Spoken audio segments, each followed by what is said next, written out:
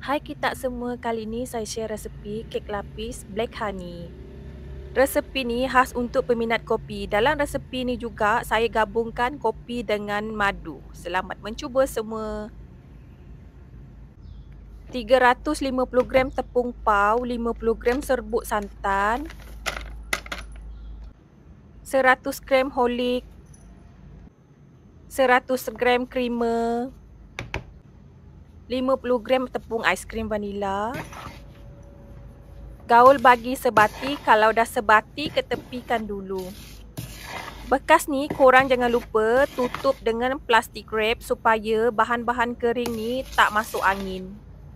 Sebab kalau masuk angin nanti dia berketul. 500 gram butter, 30 gram overload, 100 gram gula caster. Pukul ketiga bahan-bahan ni sampai kembang putih pucat macam saya buat dalam video ni. Kalau dah kembang macam ni, baru masukkan 10 biji telur grade A. Telur ni masukkan satu persatu, pastikan telur tu betul-betul sebati dengan adunan butter, baru masukkan telur seterusnya. Ulang proses yang sama sampai ke 10 telur tu habis dipukul. Telur habis dipukul, baru masukkan 350 gram susu pekat. Pukul lagi bagi sebati.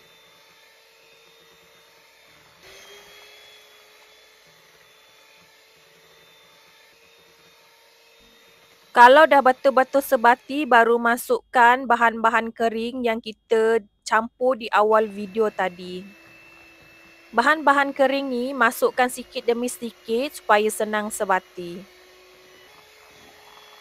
Bahan-bahan kering habis dipukul, baru masukkan 50 gram susu full cream.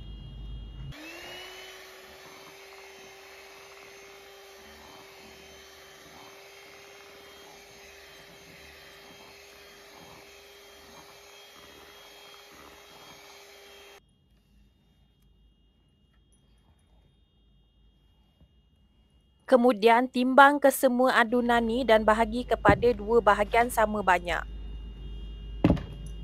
Bahagian yang ni masukkan 2 sudu besar kopi Emalco, 1 sudu besar gula hitam.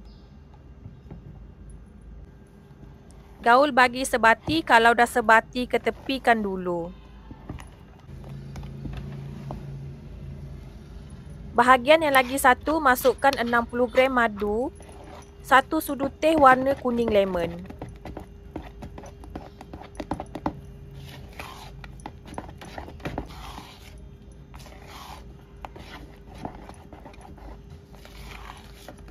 Kek lapis kita ada 2 perisa. Perisa madu dan perisa kopi.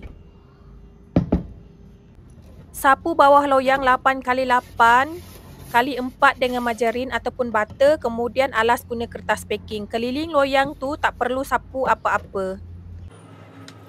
Panaskan oven selama 10 minit suhu 180 darjah Celsius. Lapisan pertama bakar guna api atas dan bawah.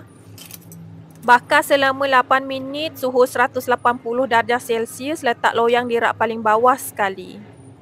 Berat setiap lapisan yang perisa kopi ni 200 gram. Lapisan kedua dan sampai lapisan terakhir bakar guna api atas sahaja. Bakar selama 8 minit suhu 150 darjah Celsius ataupun bergantung dengan oven masing-masing. Letak loyang di rak paling bawah sekali. Berat setiap lapisan yang warna kuning ni 200 gram. Cara untuk melapis kek ni ialah mula-mula kita buat lapisan perisa kopi, kemudian kita buat lagi perisa madu. Ulang proses yang sama sampai ke semua adunan ni habis. Yang ni lapisan terakhir, saya lapis lagi guna lebihan adunan yang ada.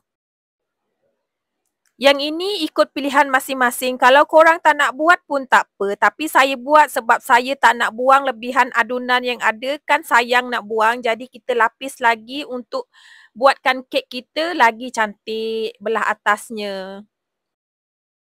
Lapisan terakhir masak, keluar je pada oven, korang terus sisip keliling loyang. Tapi korang jangan sisip sampai bawah tau. Korang sisip sikit je.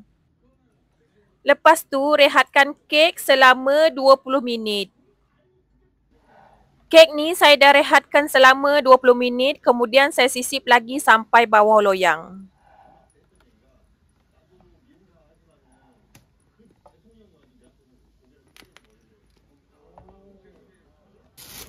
Kemudian terus keluarkan kek daripada loyang.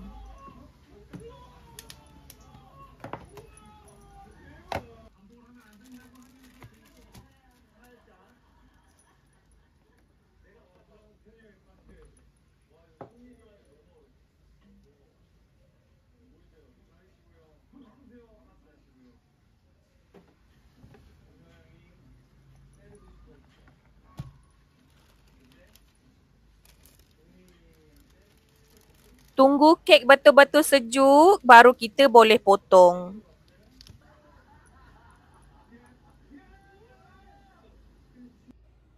Jom kita potong. Kek ni saya simpankan dalam peti ais selama 1 malam. Banyak yang tanya saya kenapa suka simpan kek ni dalam peti ais sebelum potong. Jawapannya ialah saya nak mendapatkan potongan yang kemas.